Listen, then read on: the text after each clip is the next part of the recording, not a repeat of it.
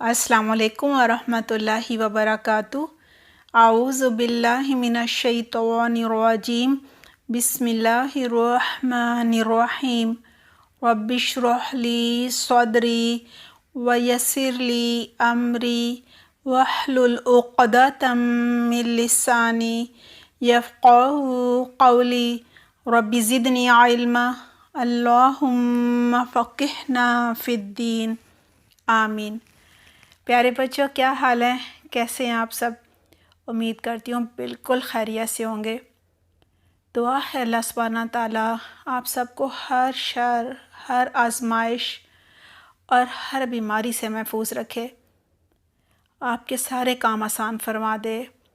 कुरान का समझना और इस पर अमल करना अल्लाह सुब्हाना ताला आपके लिए आसान कर दे। आमीन। हमारी आज की जो आयत है वो है आयत नंबर 17 सूरतुल बकरा। आज की जो आयत है इसका आगाज़ करने से पहले हम एक नज़र पिछली आयत पर डाल लेते हैं। सूरतुल बकरा की पहली 5 आयत में मोमिनों का यानी मुसलमानों का, अहले ईमान का ज़िक्र था। फिर उनकी खूबियाँ बताई गई थी कि उनकी क्या सिफ़ात हैं, और फिर ये भी बताया गया था कि दुनिया में उनका क्या अंजाम होता है, अल्लाह सुब्हाना ताला उनके साथ क्या मामला करते हैं, और आखिरत में उनका क्या अंजाम होगा। जी बच्चों, फिर आयत नंबर 6 और 7 में याद है ना, काफिरों का ज़िक्र था। और आयत नंबर 8 में, जी बिल्कुल सही, आयत नंबर 8 से लेकर 16 तक में मुनाफिकीन का ज़िक्र था। जी, और मुनाफिकों की जो बुराइयां हैं ना, बुरी खसलतें, उनका भी ज़िक्र था। क्यों पढ़ी थी हमने? जी बिल्कुल सही, इसलिए पढ़ी थी कि हम अपने आप को देखें कि हम में तो कोई मुनाफिकों वाली बुराई नहीं है। अगर है तो उसको निकालना है, क्योंकि मुनाफिकों का अंजाम बहुत ही बुरा होगा, जहन्नुम के सबसे निचले गड्ढे में जाएंगे। जी बच्चों, अब आयत नंबर 17 से लेकर 20 तक में मुनाफिकों के 2 ग्रोहों का यानी 2 जमातों का ज़िक्र है। जी बच्चों, इन आयत में जो 2 ग्रोहों का ज़िक्र होगा ना, तो उनमें से हर ग्रोह को एक शख्स की मिसाल देकर समझाया जाएगा। मिसालें क्यों दी जाएंगी? जी, मिसालों से बात जो है वो अच्छी तरह समझ आ जाती है ना। हमारी आज की आयत नंबर 17 है। पहले इसका हम लफ्ज़ी तर्जमा याद कर लेते हैं। मसालुहुम, मिसाल उनकी, हुम मैंने उनकी होता है ना, का मसाली जैसे मिसाल है, का मैंने जैसे या मानिद, अल्लाज़ी उस शख्स की, इस्तौक़दा जिसने जलाई, नारन आग, फलम्मा फिर जब, फा मैंने फिर और लम्मा मैंने जब, अदाअत उसने रोशन कर दिया, माहौलहू माहौल उसका, उर्दू में भी माहौल कहते हैं ना, इर्द गिर्द का जो जगह होती है, इलाका होता है, माहौल।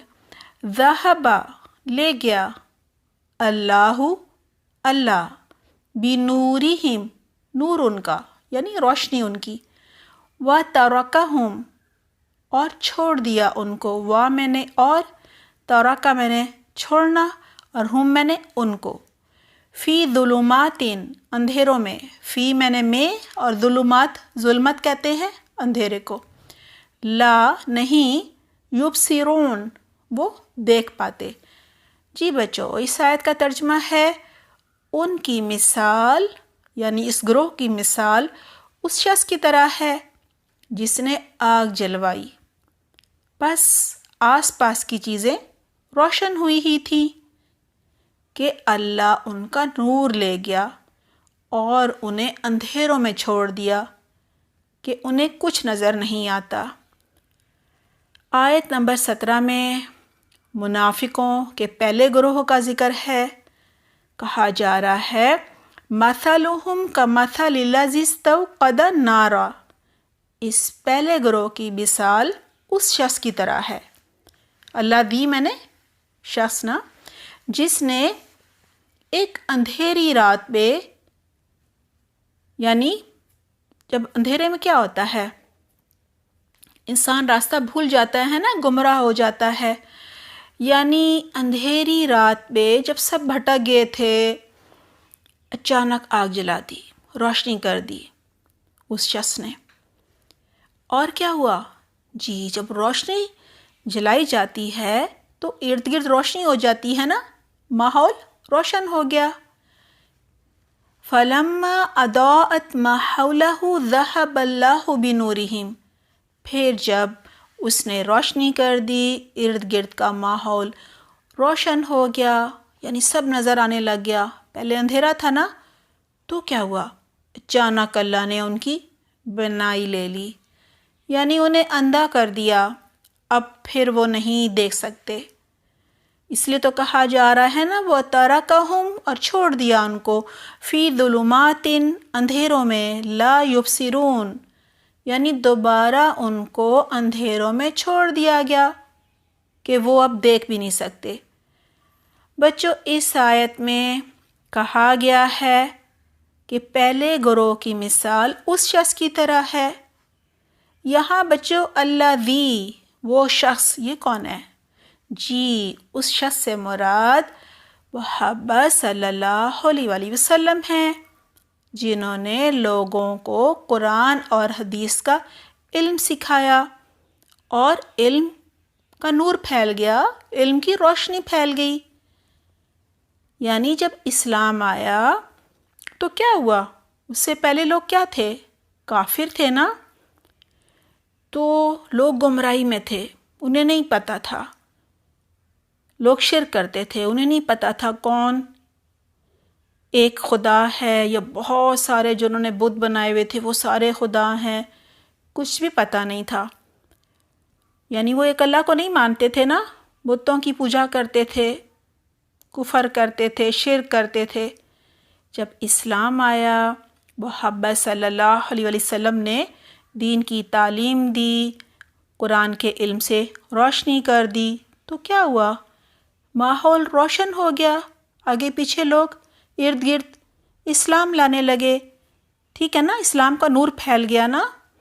یعنی آپ صلی اللہ علیہ وسلم نے قرآن کی تعلیم کی روشنی سے ماحول کو، ارد گرد کے علاقے کو روشن کر دیا۔ اس آیت کے آخر میں ہے، جب آپ صلی اللہ علیہ وسلم نے اسلام کی روشنی سے ارد گرد، یعنی قرآن کی روشنی سے دین کا علم پھیلا دیا، نور پھیلا دیا، روشنی کر دی، تو کیا ہوا؟ ذَهَبَ اللَّهُ بِنُورِهِمْ وَتَرَكَهُمْ فِي ظُلُمَاتٍ لَا يُبْصِرُونَ، کہا جا رہا ہے جب ارد گرد روشنی ہو گئی اسلام کی، قرآن کی تعلیم کی، تو اللہ ان کا نور لے گیا اور انہیں اندھیروں میں چھوڑ دیا، اب وہ کچھ نہیں دیکھ پاتے۔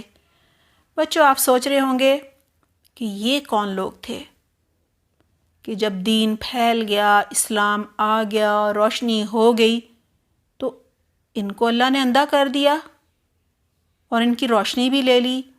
جی یہ کون تھے؟ ابھی بتاتی ہوں کہ جب اسلام، ایمان کا نور آپ صلی اللہ علیہ وسلم نے پھیلا دیا تو ان کا نور لے لیا گیا۔ یہ منافقین تھے، یہ منافقوں کا گروہ تھا، یہ جھوٹ موٹ کا ایمان لائے تھے نا، دنیا کے فائدوں کی خاطر مسلمانوں کو دھوکہ دینے کے لیے ایمان لائے تھے، لیکن یہ ایمان دل میں تو نہیں تھا نا، دل میں تو کفر تھا، منافقت تھی، نفاق تھا، زبان سے بس کلمہ پڑھ لیا تھا، کیونکہ ان کے دل میں ایمان نہیں تھا نا۔ یہی وجہ ہے کہ اللہ نے ان کے دلوں سے ایمان کا نور چھین لیا، کیونکہ وہ تو تھا ہی نہیں نا۔ اس کا مطلب یہ ہے کہ سچا ایمان لانے کی توفیق ہی چھن گئی۔ جب کوئی بار بار حق کو دیکھتا ہے، محبت صلی اللہ علیہ وسلم کو اپنے ارد گرد دیکھتا ہے، اسلام کی روشنی دیکھتا ہے، ساری سچائیاں نظر آ جاتی ہیں، پھر بھی بار بار انکار کرتا ہے، ایمان نہیں لاتا، تو اللہ تعالیٰ پھر توفیق چھین لیتے ہیں۔ لہٰذا کیا ہوا؟ اب ایمان لانے کی صلاحیت ان سے لے لی گئی، کیونکہ ایمان لانے کی تو نیت ہی نہیں تھی نا، اور نہ ہی کوئی ارادہ تھا۔ کہا جا رہا ہے اب یہ ہمیشہ اندھیرے میں رہیں گے، جی کفر کے اندھیروں میں، نفاق کے اندھیروں میں، شرک کے اندھیروں میں بھٹکتے رہیں گے، کبھی بھی اب یہ سچا ایمان نہیں لا سکیں گے۔ دعا ہے اللہ سبحانہ تعالیٰ ہمیں سچا ایمان لانے کی توفیق عطا فرمائے۔ شعوری ایمان کہتے ہیں نا اسے، وہ کیا ہوتا ہے کہ انسان قرآن کا ہر حکم سیکھتا ہے، ترجمے سے قرآن کو سیکھتا ہے، تبھی آتا ہے نا ہر حکم سمجھ میں، اور احادیث کو سیکھتا ہے، اور پھر اللہ کے ہر حکم پر عمل کرتا ہے۔ دعا ہے اللہ سبحانہ تعالیٰ ہمیں بہترین عمل کی توفیق عطا فرمائے، آمین۔ جی بچوں، آیت نمبر 17 میں ہم نے پہلے گروہ کا پڑھا تھا۔ جی یہ کون سا گروہ تھا؟ منافقین کا، جو کہ وقتی دنیا کے فائدوں کے لیے جھوٹ موٹ کا زبان سے ایمان لے آتے ہیں، یعنی زبان سے اقرار کرتے ہیں کہ اللہ ایک ہے اور محمد صلی اللہ علیہ وسلم اللہ کے رسول ہیں، لیکن بچوں ان کے دلوں میں ایمان نہیں ہوتا، دلوں سے نہیں مانتے وہ اللہ کو ایک، اور نہ ہی رسول اللہ صلی اللہ علیہ وسلم کو اللہ کا آخری رسول مانتے ہیں۔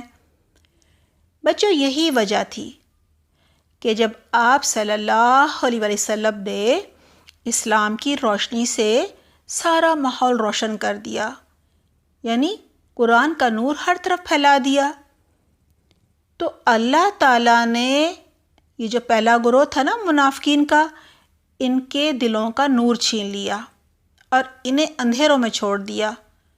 کیوں؟ کیا اللہ کو ان سے کوئی دشمنی تھی؟ نہیں جی بچوں، یہ ایمان لانا ہی نہیں چاہتے تھے، ان کا ارادہ ہی نہیں تھا، ان کی نیت ہی نہیں تھی، جھوٹ موٹ کا ایمان لاتے تھے مسلمانوں کو دھوکہ دینے کے لیے، اور مسلمانوں کے راز جاننے کے لیے، اور انہیں وقت پڑنے پر غلط مشورے دینے کے لیے۔ جی بچوں، یہی وجہ تھی کہ ان کو ایمان لانے کی جو توفیق ہوتی ہے نا، صلاحیت، وہی ان سے چھن گئی تھی۔ آئیے بچوں آیت نمبر 18 کا ترجمہ یاد کر لیتے ہیں۔ لفظی ترجمہ: سمن بہرے ہیں، بکمن گونگے ہیں، امیون اندھے ہیں، فاہم تو وہ یا پس وہ، لا نہیں، یرجعون وہ پلٹیں گے، وہ لوٹیں گے۔ جی بچوں ترجمہ ہے وہ بہرے ہیں، گونگے ہیں، اندھے ہیں، لہٰذا اب وہ واپس نہیں آئیں گے، واپس نہیں پلٹیں گے۔ جی بچوں اس آیت میں بتایا جا رہا ہے جب آپ صلی اللہ علیہ وسلم نے کفر کے اندھیروں میں اسلام کی یعنی ہدایت کی شمع روشن کی، تو یہ جو منافقین کا پہلا گروہ تھا نا، سمن بہرا ہو گیا۔ سمن بہرے کو کہتے ہیں نا، یعنی اب اسے سنائی ہی نہیں دیتا تھا، کیا قرآن کی بات سمجھ نہیں آتی تھی، سنائی نہیں دیتی تھی۔ بچوں یہ نہیں ہے کہ وہ بہرے ہو گئے تھے، اپنے مطلب کی دنیا کی ساری باتیں انہیں سمجھ آتی تھیں، لیکن انہیں حق کی بات، محمد صلی اللہ علیہ وسلم کی بات سمجھ نہیں آتی تھی۔ یعنی جب قرآن پڑھا جاتا تھا، آپ صلی اللہ علیہ وسلم قرآن کی کوئی بات بتا رہے ہوتے تھے، کوئی عمل بتا رہے ہوتے تھے، تو انہیں لگتا تھا سنائی نہیں دے رہا، یہ تو بہرے ہو گئے ہیں۔ آج کل بھی ایسا ہوتا ہے نا، کچھ لوگ گانے تو بڑے شوق سے سنتے ہیں، لیکن جیسے ہی قرآن کی تلاوت لگائی جائے وہ تو غصے میں آ جاتے ہیں، بند کرو بند کرو بند کرو۔ یعنی وہ اللہ کی بات سننا پسند ہی نہیں کر رہے ہوتے۔ تو بچوں، وہ ایسے ہی ہوتے ہیں جیسے کہ وہ بہرے ہو گئے ہیں۔ کب؟ جب قرآن پڑھا جاتا ہے۔ تو منافقین کا یہ پہلا گروہ بھی ایسے ہی کرتا تھا۔ آپ صلی اللہ علیہ وسلم جب دین کا علم سب کو سکھا رہے ہوتے تھے، ہر طرف روشنی ہوئی ہوتی تھی۔ ظاہر ہے قرآن و حدیث کا جو علم ہوتا ہے اس کا بھی ایک نور ہوتا ہے نا، کیونکہ لوگ جو ہوتے ہیں وہ جہالت سے باہر نکل رہے ہوتے ہیں، جو گناہ کر رہے ہوتے ہیں ان کو چھوڑ رہے ہوتے ہیں، اور ان کے دلوں میں جو بھی بیماریاں ہوتی ہیں، دوسروں کے لیے نفرتیں، بغض، کینہ، وہ سب نکل رہا ہوتا ہے، اور ان کے دل روشن ہو رہے ہوتے ہیں۔ ان کے اندر لوگوں کے لیے محبت پیدا ہو رہی ہوتی ہے، خیر خواہی پیدا ہو رہی ہوتی ہے۔ جی بچوں، وہ جھوٹ چھوڑ کر سچ بولنے لگتے ہیں، کبھی وعدہ خلافی نہیں کرتے۔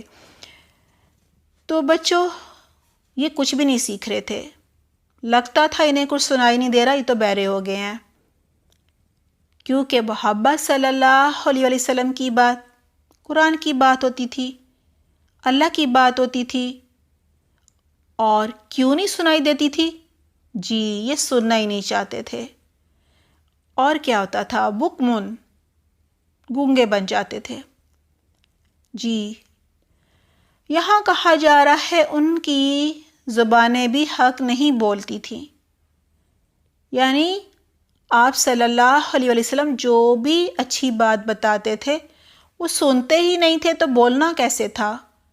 قرآن کی کوئی بات نہیں ادا کر سکتے تھے۔ ظاہر ہے جب کوئی بات غور سے سنی ہی نہ جائے تو وہ دل میں بھی نہیں اترتی، وہ سمجھ بھی نہیں آتی، اور پھر وہ زبان سے کیسے ادا ہوگی؟ اس کا زبان سے نکلنا مشکل نہیں بلکہ ناممکن ہوتا ہے۔ جی بچوں، قرآن کی بات بتانے سے ان کی زبانیں کیا تھیں؟ قاصر تھیں، یعنی گونگی تھیں۔ پھر آیت میں کہا جا رہا ہے امیون، اندھے تھے، یعنی منافقوں کا یہ پہلا گروہ آج کی اکثریت کی طرح، زیادہ تر لوگوں کی طرح دنیا کی تو سب چیزیں دیکھتا تھا، لیکن قرآن نظر نہیں آتا تھا، حق دیکھنا نہیں چاہتے تھے، اور حق دیکھنے سے کیسے ہو جاتے تھے؟ جیسے اندھے ہو گئے، یعنی وہ حق دیکھنے کے وقت بالکل اندھے بن جاتے تھے۔ ایسا کیوں تھا؟ جی، وہ حق سننا ہی نہیں چاہتے تھے، حق سننے سے بہرے تھے، حق بولنے کے وقت وہ گونگے بن جاتے تھے، اور اسی طرح حق دیکھنے کے وقت وہ اندھے بن جاتے تھے، کیونکہ وہ سچائی کو، حق کو، قرآن و حدیث کے علم کو، ہدایت کو پانا ہی نہیں چاہتے تھے۔ انہیں اس کی طلب نہیں تھی، انہیں کوئی دلچسپی نہیں تھی حق جاننے کی، ایک اللہ کو پانے کی، ایک اللہ کی بات ماننے کی، اللہ کو خوش کرنے کی، محبت صلی اللہ علیہ وسلم پر ایمان لانے کا انہیں کوئی شوق نہیں تھا، کوئی خواہش نہیں تھی۔ ایسا کیوں تھا؟ جی بچوں، کیونکہ ان کے دلوں میں ایمان ہی نہیں تھا، یقین ہی نہیں تھا، بلکہ نفاق تھا، خواہشات کی پیروی تھی، ان کے پیچھے بھاگ رہے تھے، دنیا کی محبت تھی، مال کی محبت تھی۔ جی بچوں، جب آپ صلی اللہ علیہ وسلم دین سکھا رہے ہوتے تھے، قرآن پڑھا رہے ہوتے تھے، یعنی ہر طرف علم کی روشنی پھیل رہی ہوتی تھی، تو یہ کیا کرتے تھے منافقین؟ اپنی آنکھیں اور کان بند کر لیتے تھے، اور بار بار وہ ایسا ہی کرتے تھے، ہر بار ایسا ہی کرتے تھے۔ لہٰذا بار بار حق کو اپنے سامنے دیکھ کر اس کا انکار کرنے پر کیا ہوا؟ حق پانے کی جو توفیق تھی، جو صلاحیت تھی، وہ ان سے چھین لی گئی۔ یہی وجہ ہے کہ آیت کے آخر میں کہا جا رہا ہے فَهُمْ لَا يَرْجِعُونَ، بس وہ اب کبھی بھی نہیں پلٹیں گے، کبھی نہیں لوٹیں گے۔ جی آخر میں کیا کہا جا رہا ہے کہ اب وہ کبھی ہدایت کی طرف نہیں آئیں گے، کیونکہ انہوں نے خود پر ہدایت کے دروازے بند کر لیے ہیں، ہدایت لینا ہی نہیں چاہتے ہیں نا۔ لہٰذا کیسے ممکن ہے کہ وہ ہدایت پا لیں، حق کی طرف لوٹ آئیں؟ جی بچوں، اس آیت سے آپ نے کیا سیکھا؟ جی ہم نے یہ سیکھا ہے کہ ہمیں قرآن و حدیث کی بات، اللہ اور رسول صلی اللہ علیہ وسلم کی بات غور سے سننی ہے، ہمیں دین سیکھنے کی طلب رکھنی ہے، اللہ اور رسول کی بات سننے کا شوق رکھنا ہے، اور ہمیں اللہ کی بات، چاہے وہ تلاوت ہو، تفسیر ہو، ترجمہ ہو، حدیث ہو، ہمیں بہت محبت سے، بہت شوق سے اس کو غور سے سننا ہے۔ اور پھر کیا کرنا ہے؟ جی پھر عمل بھی کرنا ہے نا۔ لہٰذا سب سے پہلا کام کیا کرنا ہے؟ دل میں حق پانے کی طلب اور شوق رکھنا ہے انشاءاللہ، اور پھر کوشش بھی کرنی ہے، محنت بھی کرنی ہے۔ دعا ہے بچوں اللہ سبحانہ تعالیٰ آپ سب کو دین کا علم حاصل کرنے کی بہترین توفیق عطا فرمائے، آمین۔ بچوں اپنا بہت خیال رکھیے گا۔ الحمدللہ ہماری آج کی جو آیت ہے اس کا ترجمہ اور تفسیر مکمل ہوئی۔ سبحانک اللہم و بحمدک، نشہد ان لا الہ الا انت، نستغفرک و نتوب الیک۔ والسلام علیکم ورحمۃ اللہ وبرکاتہ۔